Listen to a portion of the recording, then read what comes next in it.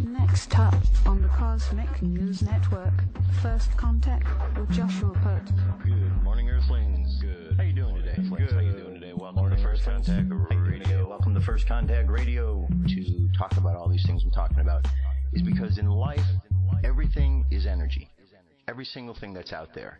Yo, it's First Contact with Joshua Poet. He's the man on the mic, just in case you didn't know it. Covering news from all around the globe, from the weather and space to UFOs. He'll talk politics and make you open your eyes. Conspiracy theories and government lies. They'll dig it all up and try to find the proof. Cause it's time to demand the truth. It's time. First Contact Radio. We It's have time arrived. to demand the First Contact truth. It's time. First Contact Radio. We have It's time arrived. to demand First the Contact truth. Radio. It's time. First It's Contact time. Radio. It's time to demand First the Contact. truth. Good morning, Earthlings. How you doing today? Welcome to First Contact Radio. Let's jump into our cosmic weather, see what we have to deal with today. Okay, right here, we're at the 22nd of August. That means that today the sun sign changes from Leo to Virgo, from a fire sign to an earth sign. So, let's look at that, because when we look at astrology, I look at it in a real simple way. Okay? There's lots of different ways to look at astrology. You can look at all sorts of aspects and so on and so forth. I try to look at it from a very simple perspective, and that's what I explain. The way is, what is the element involved? Fire, water, air, and earth. Because we all know how to work with fire, water, air, and earth down here on planet Earth. So if we look at that basic understanding and apply these to the energies around us, kind of makes it simple, because we already know what to do with. What to do with these energies, how to work with them. So that's basically it. So our sun sign is an earth sign now for this next month. An earth sign is the bottom of the four elements, fire, water, air, go together to make earth. So it's the physical manifestation of the other elements. It's everything coming together within that. Okay, so it contains a lot of information, but it's also the final vibration, the lower vibration. It's not the highest ideal. It's the low frequency there, where there's a higher frequency as you get up into the thoughts and so on. So there's a practical nature that's involved with the idea of Virgo, because the earth is the practical aspect of it. Then we go into the sign here. This would be the tarot card that represents Virgo. It's the Hermit. And what it represents is someone who goes into solitude on their own, into a place where they can still their thoughts and just be within themselves. And by doing that, they gather all their energy, they analyze what it is they know. So the Hermit then comes forth as the teacher, the healer. And in this particular picture here, you've seen this a lot. It's on the Led Zeppelin cover, they use it, and a lot. It's the lantern that's being held up. It's because this hermit, this wise person who has gone away from society temporarily to gain insight into themselves, now has come forth and is holding a lantern of illumination, holding the light up for others to see what to do, where to go. There's nothing bad about that card. The reason it's gray is because it represents the neutrality of what is going on. It's not black, it's not white. The hermit's neutral. Okay, he's someone who has just gone and experienced the practical side of who he is, or brought the spiritual down into the practical, and now is going to take all that has been learned, and teach that and bring that into the world in a practical way that they can understand. Okay, so as we're working this next month with the idea of Virgo, we're looking at the practical ways that we can bring the fire, the water, the air, or the ideas, the words, and the emotions and feelings, bring all of those down into what we create in life. Okay, so that's the basic idea of what Virgo is about and how I look at it. Our moon sign for today right here is in Pisces. Pisces is a water sign. And so what we look at, and actually, before we get too far ahead of ourselves, we're not fully in Virgo yet. We could see the sun right here, shows at 6:02 p.m. So right now we're in that transition phase, just going from one to the other, and we'll be completely in it later this afternoon. This is Pacific time.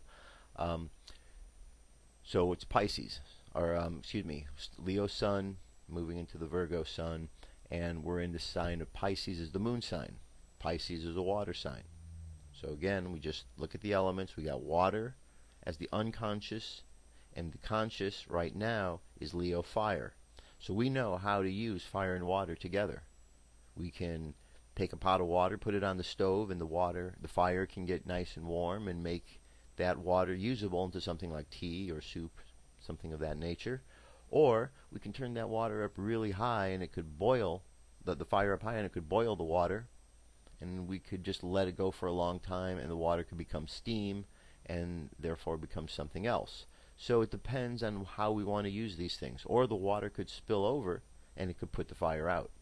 So if they don't work well together, they cancel each other out, and if they work well together, they become very usable. And that's what we're learning how to do, learning how to work with these ideas. Again, water is emotions, fire, ideas. Okay, if you break it down to the real simple aspects, it makes it real easy. Real easy. The full moon right here is 97% full, making its way down now to the new moon. The Mayan Oracle, it's a 9-tone day. 9 tones called the solar tones of intention. The monkey is the kin for today, the hand is the guide. So today, on this system of the dream spell, today is a solar monkey, guided by the hand. The monkey is all about play, magic. The hand is about accomplishment. So today would be the intention of magic, guided by accomplishment. We have the like-minded energies, the star, our ability to shine bright. Our challenge for today is birth, the dragon, which is new birth, new beginnings. And the symbol right here, the dog, which is about the heart, love, loyalty. This is our hidden power. Okay, so if we use that, it's very good. And then every day has a phrase. This is our phrase for today. I pulse in order to play, realizing illusion. I seal the process of magic with the solar tone of intention. I am guided by the power of accomplishment. And we could see on our journey here, this particular wave spell of 13 days we're on. We're at the 9th day right here. So we're moving right along. This is the wave spell of the night, dreams and abundance. Alright, and we move from here over to space weather. Solar wind is up 517.5 kilometers per second. Our planetary K index is between a 2 and a 4.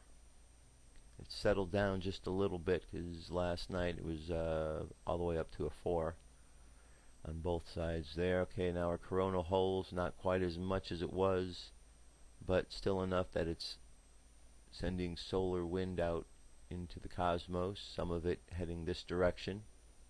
And it is pretty amazing when you look at this, because you see these holes here, and these holes themselves are much, much larger than the Earth. That's pretty amazing.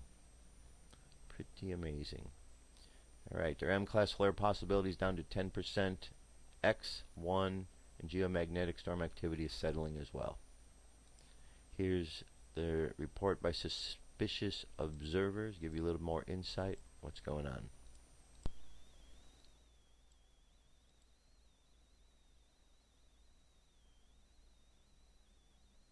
Alright. There we go. Good morning, folks. Top story today involves rogue planets, likely to be twice as many floaters out there as there are stars in the galaxy, which is a baffling concept to start with, but essentially they recognize mechanisms for starless planets to form in interstellar space from clouds of dust and gas, each bigger than our solar system.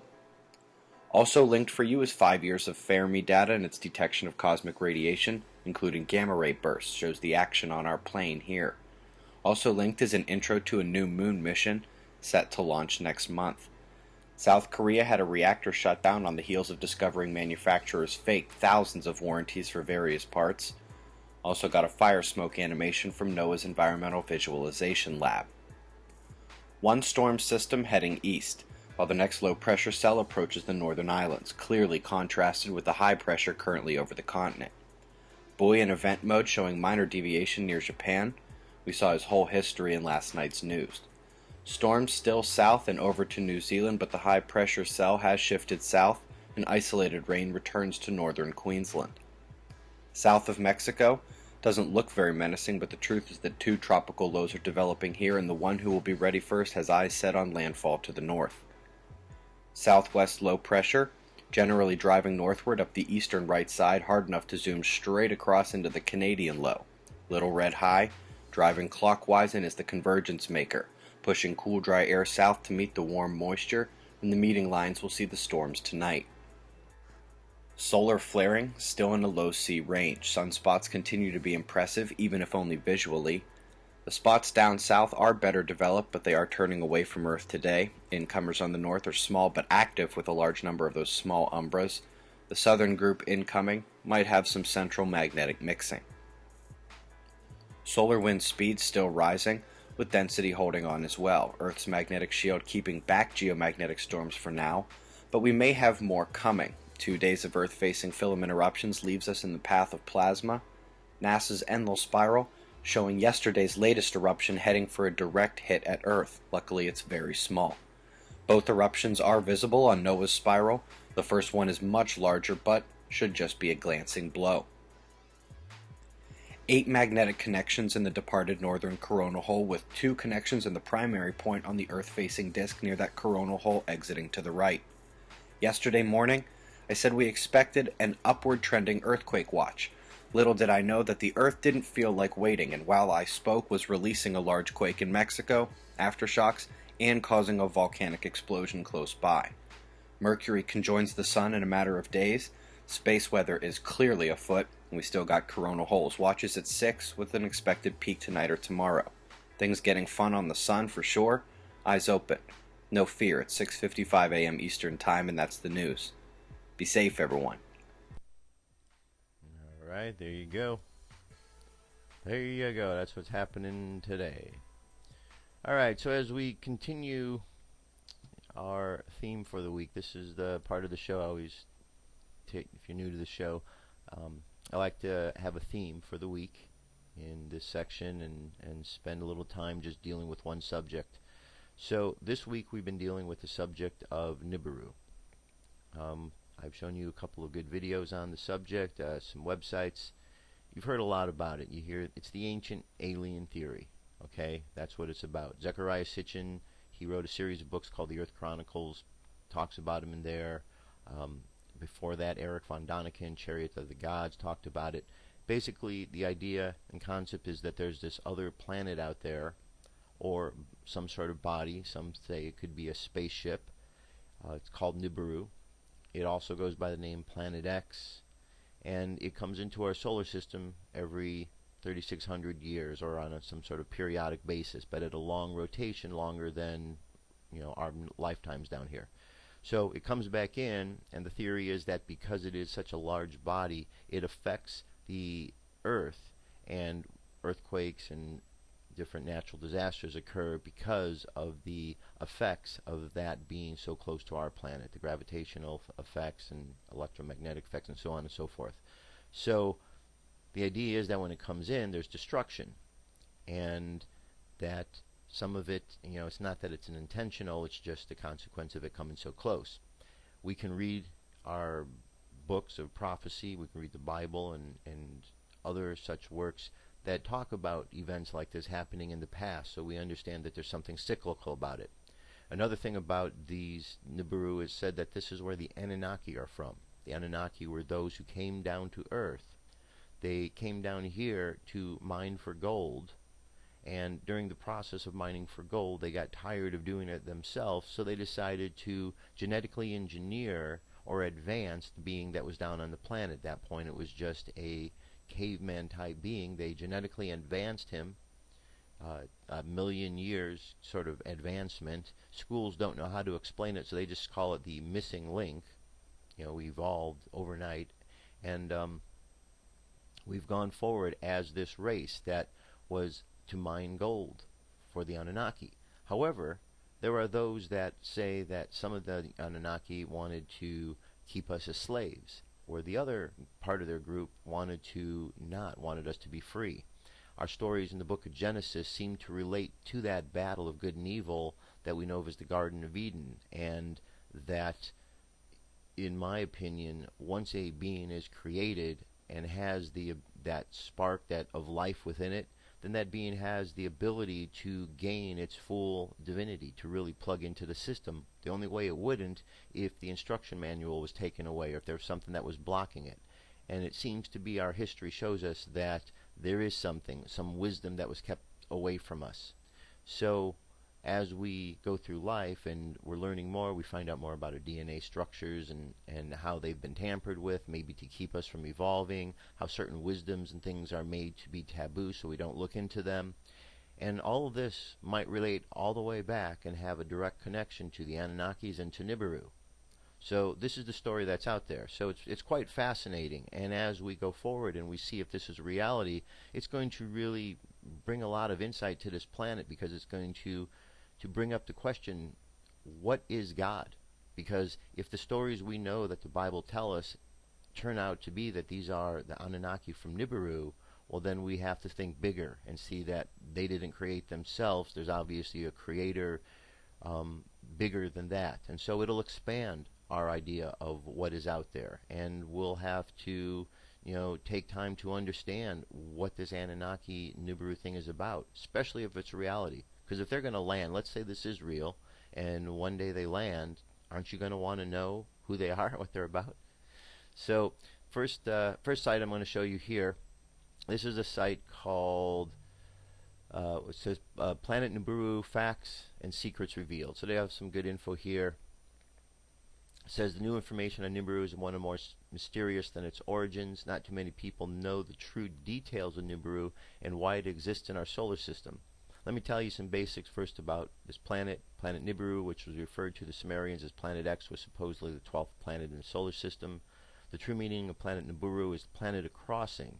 In a hyperdraulic of the Sumerians, the Egyptians, they talked about Planet Nibiru had elongated orbit, then a normal horizontal orbit. The planet took around 750,000 years to come between Mars and Jupiter, and when it did, it created devastation on all the planets during its flyby. Archaeologists Zechariah Sitchin and Burke Eldam also suggested this planet, which looks a lot like CR-105 with a similar orbit. However, the crossing path of CR-105 was very different than Nibiru or Planet X. Nibiru's 80% orbit lies much further than our Sun, where CR-105's orbit is 60% away. Anyway, according to historians, Tiamat, a planet which had lain between Mars and Jupiter around 510 million years ago, was a victim of Planet X, as Tiamat collided with one of the moons of Nibiru. It crashed, broke in half, and became the asteroid belt, and the other, Phobos, Mars' moon, and the other half is our home, planet Earth. Out of the destruction comes life, a quote from the Hindu ancient text Bhagavad Gita. Okay, so this is a site, links available so you can check it out. And I wanted to play this piece for you here. This is a woman. I play a lot of things by people that are channels and who are channeling information, and it's a very real thing. People channel from different extraterrestrial races. People channel different entities out there. There's certainly demons that speak through people. So it's very important when anyone is doing channeling to understand who they're communicating with, what kind of information is being brought down. You can't just say that everyone that's communicating is bad, because that's a generalization. That's not right. It's not accurate. So here is a woman. Her name is Jalila, and she says that she is a contactee from Nibiru. So I thought, since that's what we're talking about this week, I'd play this piece here. You can see what it is she has to say about them. Here we go.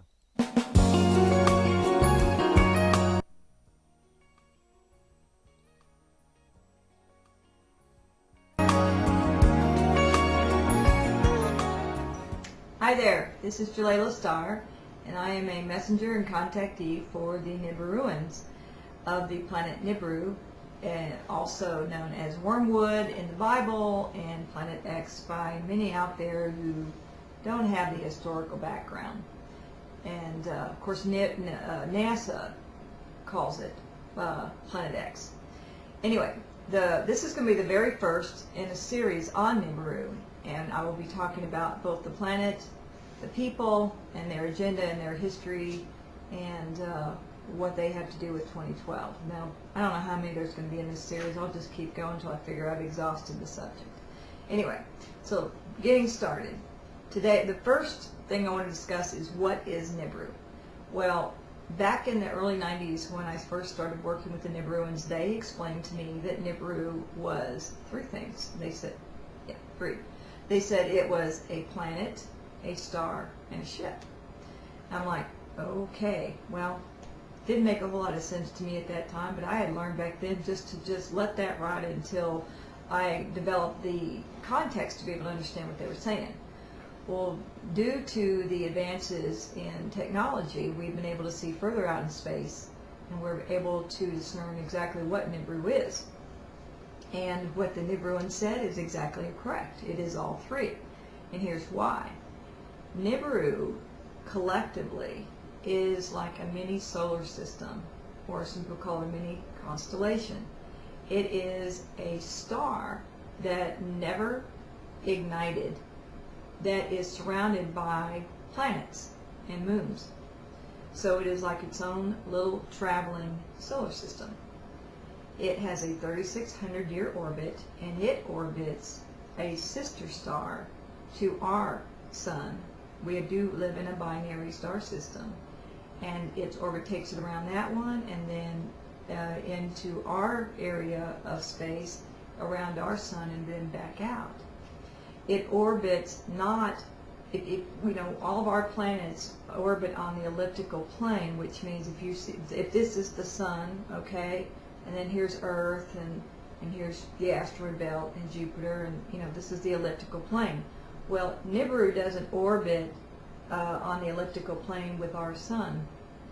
It orbits in the opposite direction, perpendicular to us. So it orbits this way. It comes inbound, goes up around our sun, and then back down. So the other sun, our binary sun, is down here, not out. Live in a binary star system, and its orbit takes it around that one, and then into.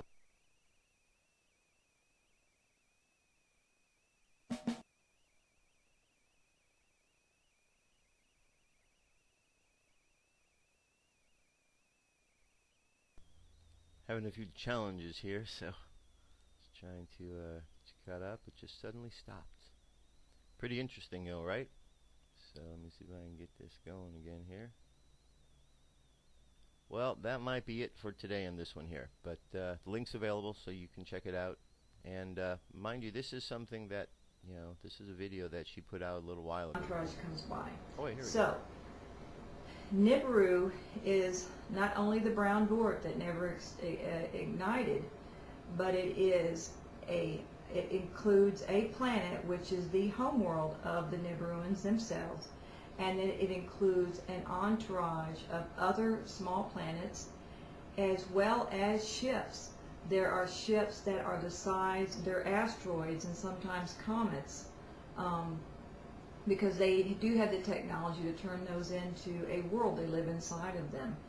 And then there are a host of other ships that I am told belong to the member nations of the Federation, and they are docked or in port around Nibiru, because Nibiru is a roving field office for the Federation.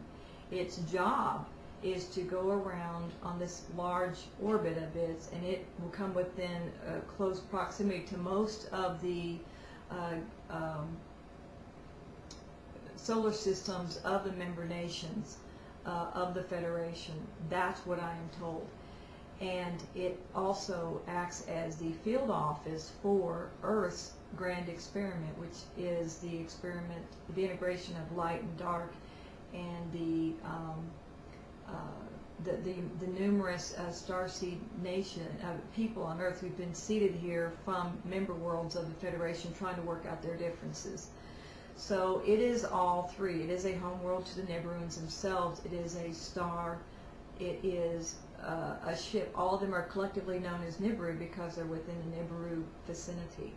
So I hope that answers your question and about what is Nibiru, and we'll be talking about the Nibiruans in the upcoming segment. Okay, you take care, and I'll talk to you next week. Alright. I'd say that's pretty interesting. Good explanation of what's going on there. And that's it. So I am going to go to our UFO news. It's up next.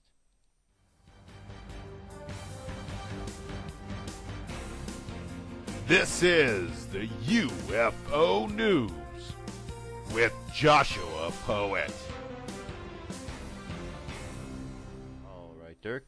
Thank you very much. Today's UFO News has 5 stories.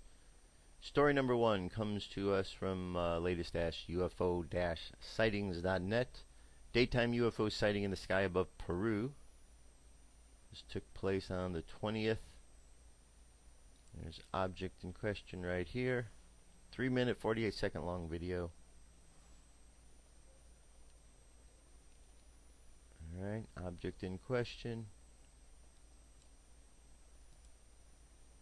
Very interesting.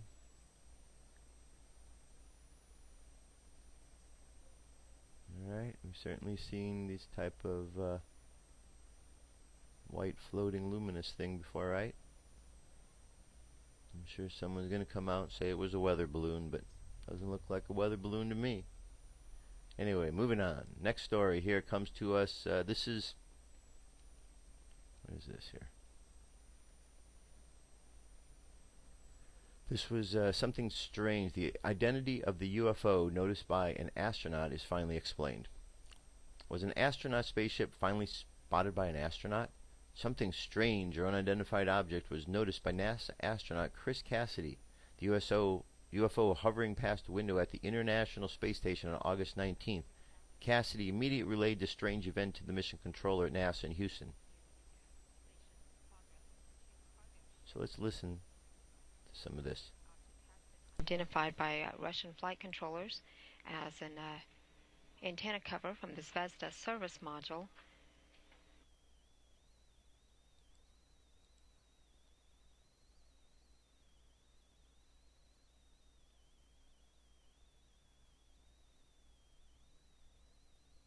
Alright, so that's what they see out there, and of course you hear they immediately come with a story that it's antenna cover. They don't want to certainly tell anybody that it's a UFO, because, oh no, humans can't handle that information, so you better lie. Tell them it's a cover for a antenna. Alright, the Shag Harbour incident. This is a good documentary about it here. Let me kind of just show you a little bit. No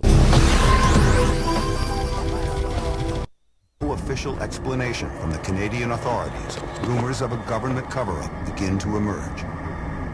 I guess there was a considerable amount of secrecy about the whole mission because they didn't reveal anything to us. I think everybody that night had the feeling that they were keeping something from us, but we didn't know what it was. But an investigation 25 years later produces declassified government documents and some startling revelations. What bothers me about it is that we're being treated like children and we're not supposed to know this. It's one of those cases that defines UFO reality. In the next hour, eyewitnesses, UFO researchers, and recently uncovered government documents will shed new light on the most comprehensive and mysterious UFO case in Canada's history. Alright, there you go. So a little bit of introduction. They call it Canada's Roswell. It's a good documentary there. It's 45 minutes long, so check it out. Check it out. Alright, our next story right here is Understanding UFO Secrecy. This is by Stephen Greer. Over the past few years, I've had the responsibility of briefing senior government and scientific leaders in both the U.S. and abroad on the extraterrestrial UFO subject. The evidence regarding the subject is clear and overwhelming. It has not been difficult to make a compelling case for the reality of UFOs per se. What a greater challenge is elucidating the architecture of secrecy related to UFOs. But the greatest challenge is explaining the why. Why all the secrecy? Why a black or unacknowledged government? Why the government within the government? Why hide the UFO ET subject from the public view? The what or evidence is complex but manageable, but how of nature of the secret origins is more difficult, much more complex than Byzantine. But the why, the reason behind the secrecy, is the most challenging problem of all. There is not a single answer to this question, but rather numerous interrelated reasons for such extraordinary secrecy. Our investigations and interviews of dozens of top secret witnesses who have been within such programs have enabled us to understand the reasons behind this secrecy. They range from fairly obvious to straightforward to the really bizarre. Here I wish to share some key points regarding the secrecy, why it has been imposed, why it is so difficult for the controlling interests within the covert programs to reverse the policy and allow disclosure. Alright, we got a nice, good, lengthy article. So that link, the article is there for you to read. As you know, Stephen Greer has been working on disclosure for a long time, so lots of great information right there. Alright, then one last piece here. This takes us back to an old story. Remember Jimmy Carter saw a UFO? Well, this is a little bit of information about that. We scroll down here. It says, it was just another fun night at the Lions Club for Jimmy Carter, when suddenly, from the sky, a UFO as bright as the moon flashed before his eyes. While leaving the Lions Club in Leary, Georgia, then Governor Jimmy Carter noticed an object in the sky. It was from ABCnews.com, Magellan Geographics. A red and green glowing orb radiated as it hurled across the southwestern Georgia skies that January 1969 evening. 10 minutes later it vanished. That was Jimmy Carter's story, and he's sticking to it. Carter, then Georgia's governor, became the first major politician to risk achieving crackpot status by claiming he had a close encounter. I don't laugh at people anymore when they say they've seen a UFO, Carter said at the Southern Governors Conference a few years later. I've seen one myself.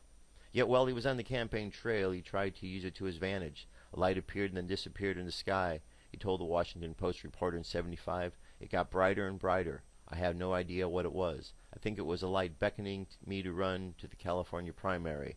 Thanks to ABCnews.com and the Washington Post. Alright, so, and we all know that when he got in, nothing happened. Why? Well, I believe the story goes that when he was in office and he wanted to talk about the UFOs, he was reminded about a president named John F. Kennedy who wanted to speak about some things and what had happened to him. And then we never heard another word from Carter about UFOs. Funny how that works, isn't it? I'll be right back. I got a lot more news. Stay tuned. What if our government was responsible for some of the greatest crimes against this nation? Would you really want to know? These are big questions, but these questions deserve answers. It's time to demand the truth. People should not be afraid of their governments. Government should be afraid. Alrighty, here we go. So this first or next story here is, you've heard about the a million Muslim march on Washington. Okay, if you haven't, you're going to hear about it right now.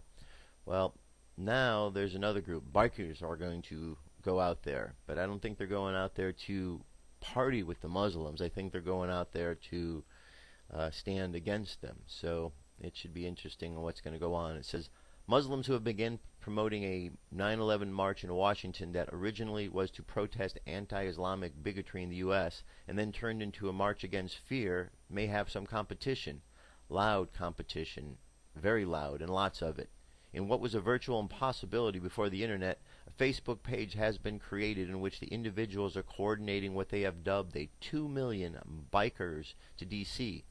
At the Mr. Conservative blog, the author said the best way to counter bad speech is to oppose it with good speech. Sometimes speech can be expressed simply by the number of people who are willing to show up to support a principle. That's the view that hundreds of bikers across America have and are prepared to join a 2 million biker ride to D.C. to counter the planned September 11th million Muslim march.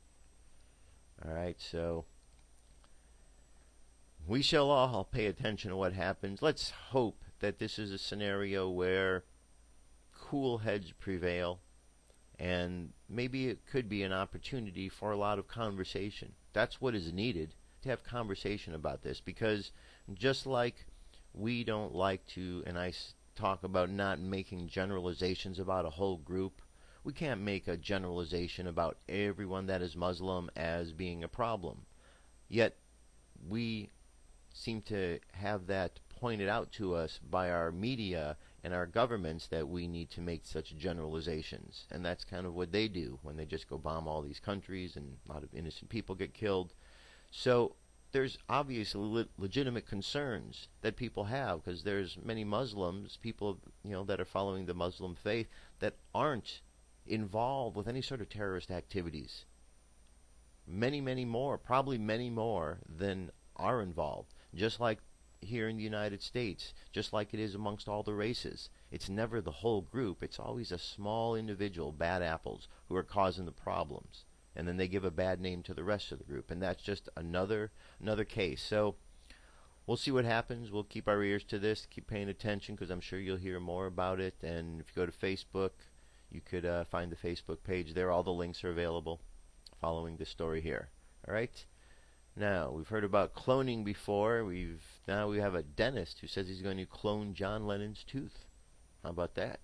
Beatles fans rejoice. John Lennon may soon be brought back from the dead. In scenes not unlike a more musical version of Jurassic Park, a Canadian dentist who brought one of John Lennon's molars 2 years ago has revealed plans to clone the Beatles star. The tooth, originally owned and then sold by the Beatles' former housekeeper, is going under the microscope in a U.S. lab, with scientists considering ways to extract the genetic code from the specimen, molar owner Dr. Michael Zuck revealed recently. I am nervous and excited about the possibility that we will be able to fully sequence John Lennon's DNA very soon, I hope.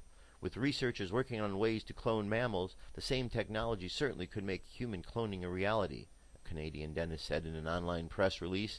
To potentially say I had a small part in bringing back one of rock's greatest stars would be mind-blowing, he added. The dentist brought the rotten molar for £19,010 at a British auction in 2011. Justifying the expense purchase on his website, he said the DNA in the tooth is easily worth well over $2.5 million to the right company. It is actually priceless if it means we can clone the Beatle. So there you have it. We may have a clone of John Lennon running around somewhere in the world. There are those who say there's already a clone of John Lennon running around in the world. You've heard the stories, right? So, alright. This one here is a piece for people to stand up. If you care, this is the start. I keep getting emails that are of general from office. Okay, and I keep saying no. Why? Because when it comes to the fundamental liberty interest, there are two facts that nobody wants to talk about but are inescapably true. Free people need no leader. The very premise of unalienable rights precludes one for the most part. And two, if you need someone to lead you to do the right thing, you don't deserve the fruits of doing the right thing. This much is clear. The NSA ain't going to stop their crap until unless the people demand it and start holding the government and the private businesses that make them possible accountable. It has been proven that people will not vote out of office, even those who are known to have committed outrageous acts, even when it happens in front of an election. I point to the 2008 as a prime example of this fact. We all should be able to walk into a doctor's or dentist's office and plunk down $100, see said dentist or doctor, and have no record of anything transmitted or kept by anyone other than us. Today, this is impossible. We should all have the Fourth Amendment right to be secure in our papers, effects, and lives, including electronic transmissions, until unless there is a warrant issued detailing a specific alleged offense and identifying the specific items to be searched or seized. This includes our emails, it includes our phone calls, text messages, and the location data generated as a necessity to provide us with mobile services which we did not consent to be used for any purpose other than providing those services. It makes no automatic license plate readers on cop cars, light poles, and similar. This is what the Constitution says, and it is not a suggestion. And we should all have every single law enforcement officer who works for us and are paid by us have at all times a video and audio recording device on and working while they are on the job. And the lack of any said recorder, any delay in turning over such a record, or any evidence of editing or tampering thereof with said record shall be case for dismissal with prejudice of any charge brought against through any act of said person, irrespective of any other evidence, with one exception. If the suspect is the one who caused the record to be tampered with or destroyed. We have two shining examples of this right here in Northwest Florida, One is county sheriff's officer who thinks that shooting innocent people and breaking into homes without probable cause is just fine. And second, a city police department that appears to think that outrageous acts to and including sexual assault, extortion, and intentionally ramming a citizen's car by sworn members of a force are okay as well. Okay, and some of the biggest boosters of the law of order have yet to demand heads on pikes. All that one of them said, who ran for sheriff, has publicly expressed is that he is sad that our area has made the above list. I'm sure those who were sexually assaulted think that's perfectly adequate as a response, right? Matter of fact is that all the above reforms we can have right now, but none of it we will have until and unless we demand it. And further, the only peaceful means we have of demanding these changes and enforcing that is to withdraw our consent and support of each and every business enterprise that makes possible the violation of our rights. And until these rights and these firms both stop cooperating with these violations of rights and instead stand against them. In short, we either threaten and do destroy through peaceful and lawful means by the simple act of refusing to spend money. Every single firm that does not stand with us, or we deserve what we get as a society, and all who claim to me that someone should come and save them are going to see me erect the middle finger in response. So here's the challenge. On 9/11/2013, if you run an internet site, you go dark. If you use the internet, you go dark. And whatever you are going to buy, whatever you are going to do on 9/11/2013, you do not do. You do not do in 2010, in 2012, or any other time. You get your friends to do it, or you decide they're not your friends anymore. You get your business, or they're not your business associates. If just 10% of the people in this nation will demand and enforce these changes, they will happen. They will happen because if they don't, we demand and enforce that demand via peaceful, nonviolent economic means. We will destroy the businesses that have over-levied themselves under the premise that we are the sheep and will not act in such a fashion. So there's a lot more to this. So it's just another one of the things out there, something for you to decide on the 11th, what you're going to do. If you want to participate in this, if you don't want to participate in this. But I'll keep you informed on what I find out and see how it's going, and we'll just follow it and see where it goes. All right, Pope Benedict. You know, we all wondered why he got out of office. Now, a story we had heard that he was about to be arrested. Well, here's the story that he gives. Pope Francis, his predecessor, breaks silence to contradict explanation he gave to cardinals when he stepped down. The former Pope Benedict has claimed that his resignation in February was prompted by God, who told him to do it during a mystical experience. Breaking his silence for the first time, he became the first pope to step down in 600 years. The 86-year-old reportedly said, "God told me to," when he asked what he had pushed him to retire into a secluded residence in the Vatican Gardens. Benedict denied that he had been visited by an apparition or they had heard God's voice, but he said he had undergone a mystical experience during which God had inspired him to an absolute desire to dedicate his life to prayer rather than to push on as the Pope.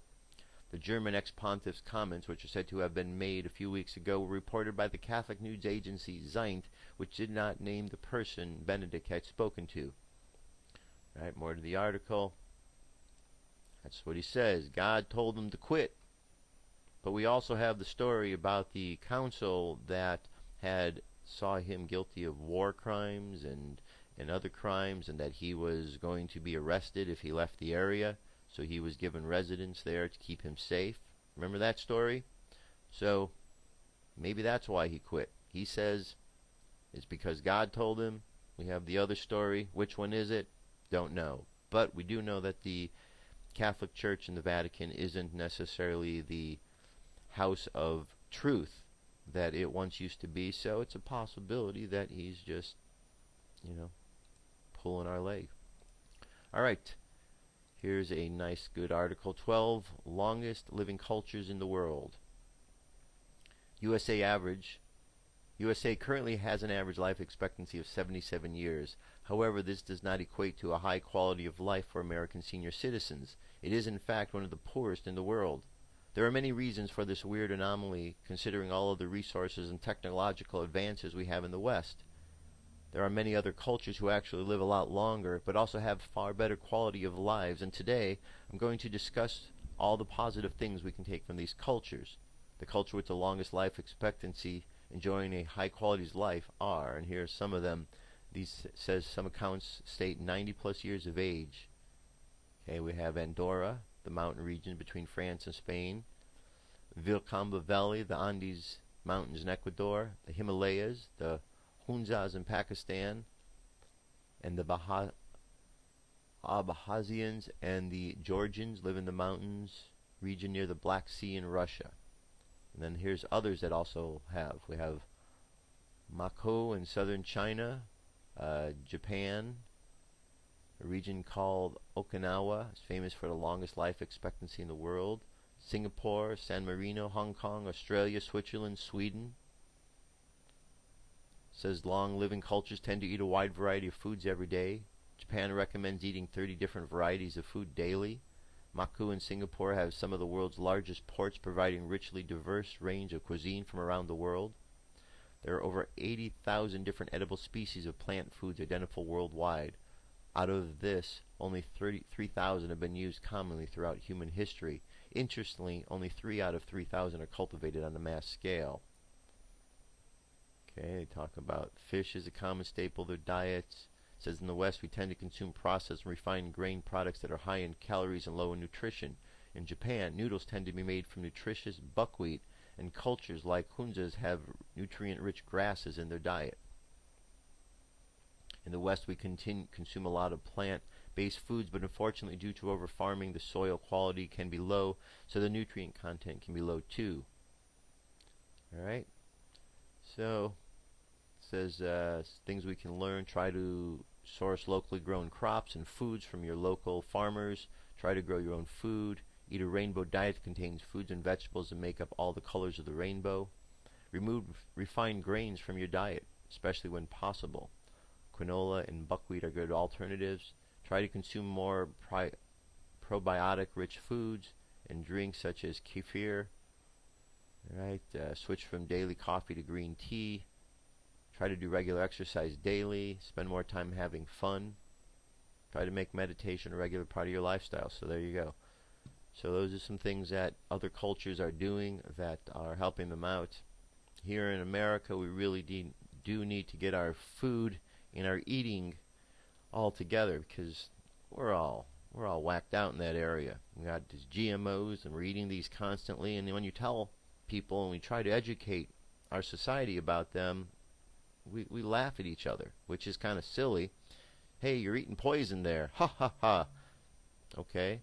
You know, we should be standing up against this. We should be doing studies against this is out there rather than just continuing to do this. Because then down the road, what we're going to do, we're going to look and we're going to say, well, geez, we've got all these problems. Wonder why? And we find out that it was from the food we ate. Won't we feel stupid when we realize that we could have solved the problem by not eating that stuff in the first place? And that the only reason that the stuff started growing is because greedy individuals wanted to find a way to make more money and control the food population? We'd feel real silly, especially when we know that there's millions of more people who could stand up against this and say no and stop it. But we'll see how it goes. Sometimes humans can be very slow. Very slow. Alright, here's a good article I wanted to bring to your attention. It's called Touching Divinity. It's by Lorianne Robinson. Says, for the better part of my life, I've always felt connected to some sort of divine source. Call it God, Goddess, the universe, or all three. It doesn't matter. It's all pretty much the same. My biggest problem in the past was withholding my love from others out of fear of rejection, in return feeling unworthy to receive love when it was given to me. We as humans are born into a world that conditions us to fear and to suspect ulterior motives anytime something, including love, is handed to us. We're taught that anyone who wants to get too close to us should be suspect and regarded as a potential threat. While I certainly agree that the world today is a crazy place and sometimes a good place, and sometimes it's good to keep a certain person at a distance, I do think that we've allowed the fear and precaution to cloud the reason that we're really here, and the reason is to love and to be loved. along with the notion that allowing ourselves to give and receive love opens us up to unnecessary harm, we also have gained a terrible confusion of love with sex or love with relationship. Love itself as a divine force has nothing to do with either, but then our world culture has also taught us that the love of things trumps the love of others. So we've equated love with possession instead of the freedom as it was originally intended by our Creator. I discovered several years ago how deep that confusion actually was when I went on my own spiritual epiphany, and I wanted to share that experience as well as the love I felt towards those around me with others. Things like, I'm already in a relationship with someone, or we're friends and that's all we're going to be, were just a few of the reactions I got when I expressed my emotional attachment to some people. It was an eye-opener in me to realize that people generally don't understand at its core what loving another one really means. At some point in my life, I know that I was probably guilty of that as well. Because of that, I would take a breath and try to explain exactly what it meant all over again. You can see there's a lot more to this article, certainly well thought out, well written, excuse me. And there you go. But love's very important, and she's absolutely right. We do take this for granted. We do have a hard time telling others that we love them because we think of all of the attachments that are associated. If we tell someone they love them, what are they going to say? Are they going to think this? And too many rules. We have too many rules, too many games that we play with each other down here, and it's kind of silly. Really kind of silly, but it's part of the learning that we're going through, and eventually we'll get through this learning and we'll know more about it, but it's kind of silly, isn't it? All right, let's look at our angel message for today. Angel message is, a cycle has come to an end. We can help you to release the past and welcome in the happiness that awaits you. All right, that's a very good message. And what do we know when a cycle comes to an end? Another cycle begins, and that's exactly what it is. They're here to help us release, let go of that old cycle, because the new one is upon us. All right, here is a message. This is Sirius A on the Grand Sextile Stargate. All right, let's listen to what this is all about. Sirius A on the Grand Sextile Stargate opening. August 20th, 2013, by Karen Doonan. Greetings, dear ones. We are the beings from Sirius A, and we come to guide and to support at a time of heightening and expanding acceleration of the human life experience here upon planet Earth. These expansions and accelerations are now unfolding on all levels of the human life experience.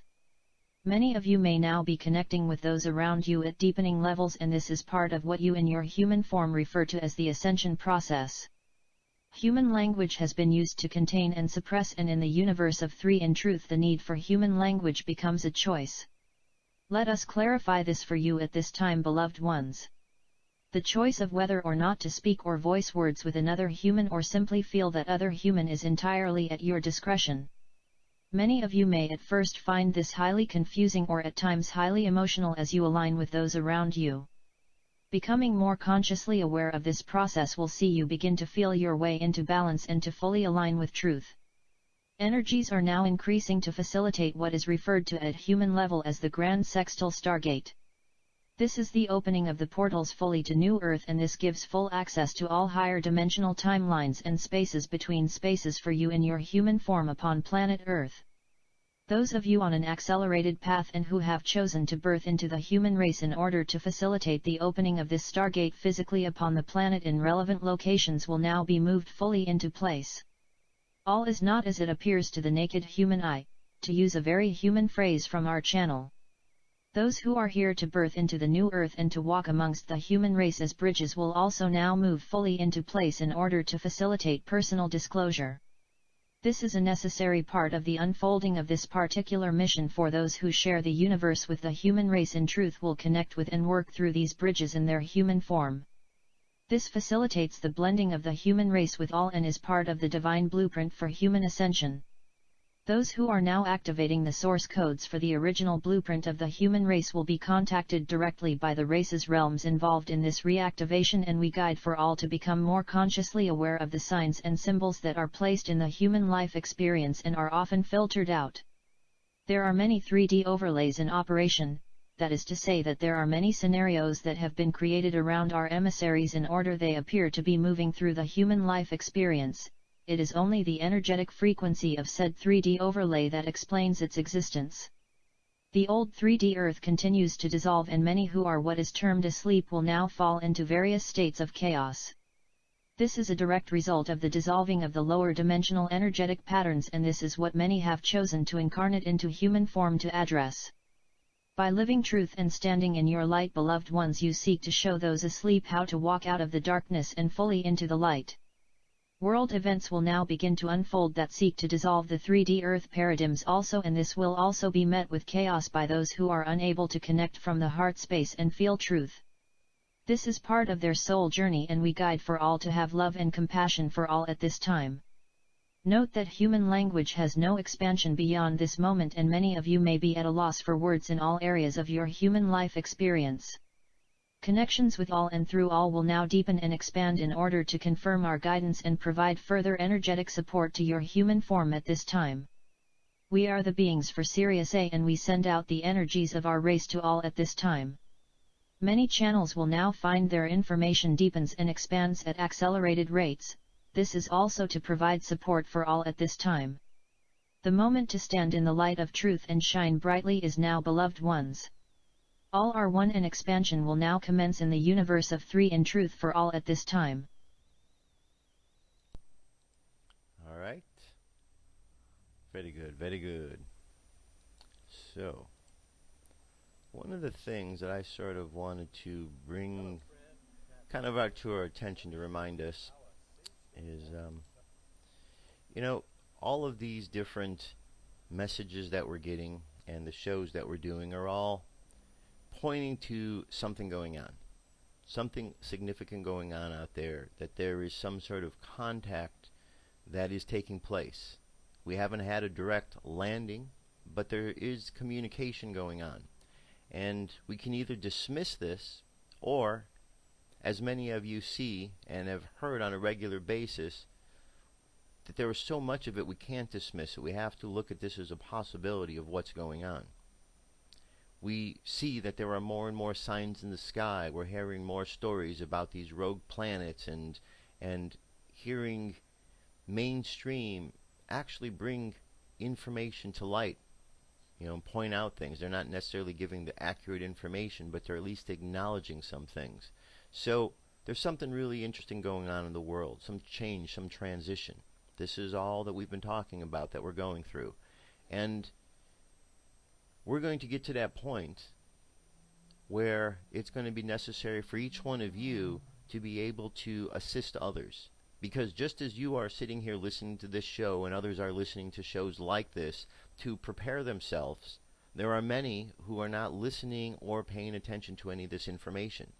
So they're going to be in a different state of understanding of what's going on should all of these things come to pass.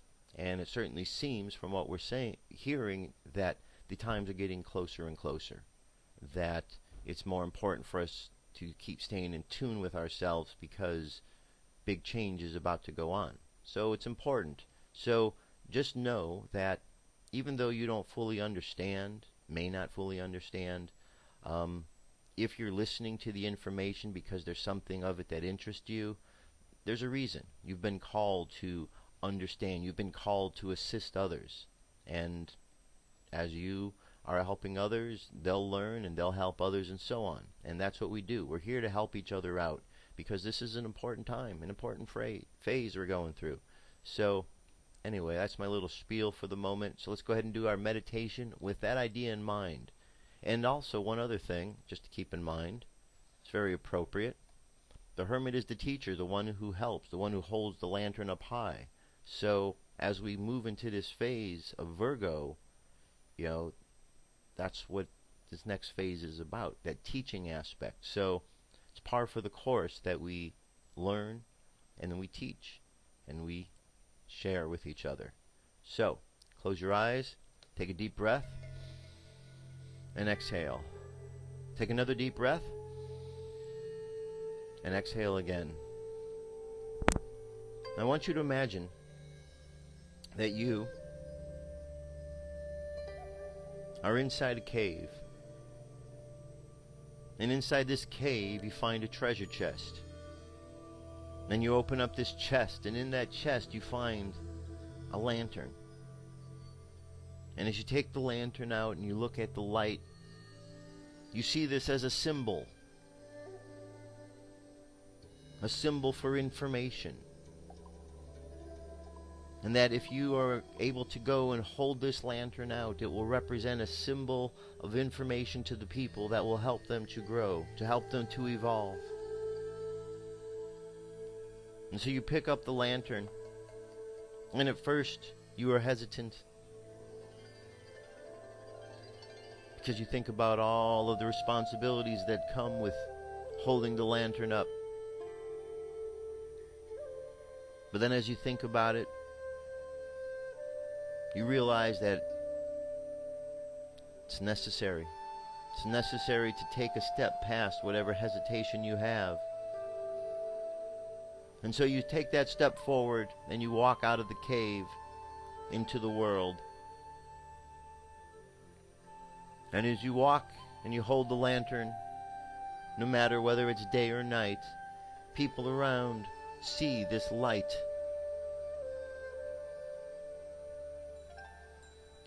And you walk up a hill, and as you walk up the hill and you get higher and higher in perspective, everyone around is able to see.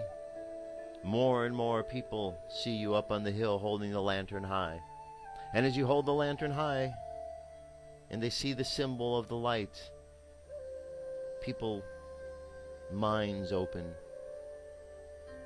They begin to contemplate more and more ideas because the information represented by the symbol is getting into their minds. And as you hold this lantern high,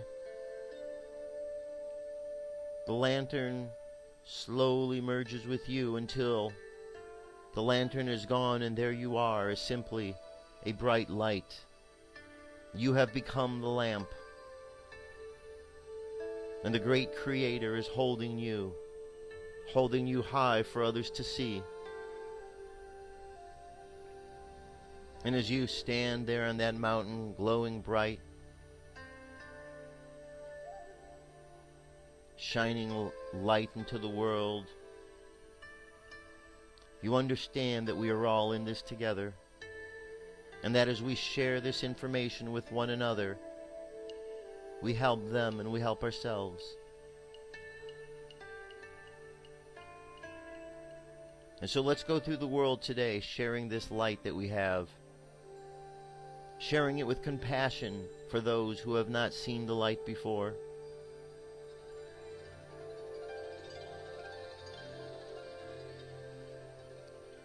Having patience with the process of change that is taking place.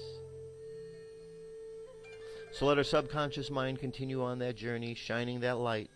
And let's bring our conscious mind back to the present moment on the count of 3. 3, coming back to the present moment filled with confidence. 2, coming back to the present moment filled with faith. And 1, coming back to the present moment happy, healthy, and whole. Happy, healthy, and whole. Take a deep breath. Exhale. And open your eyes. That's it. Thank you very much for being here, my friends. Go out and have an awesome day. Shine the light. Shine the light. Shine the light. That's what we're all about. Send the light and the love into the world. We'll make the world a better place. One spark at a time. Have a great day. I'll talk to you soon. Peace. I'm out of here.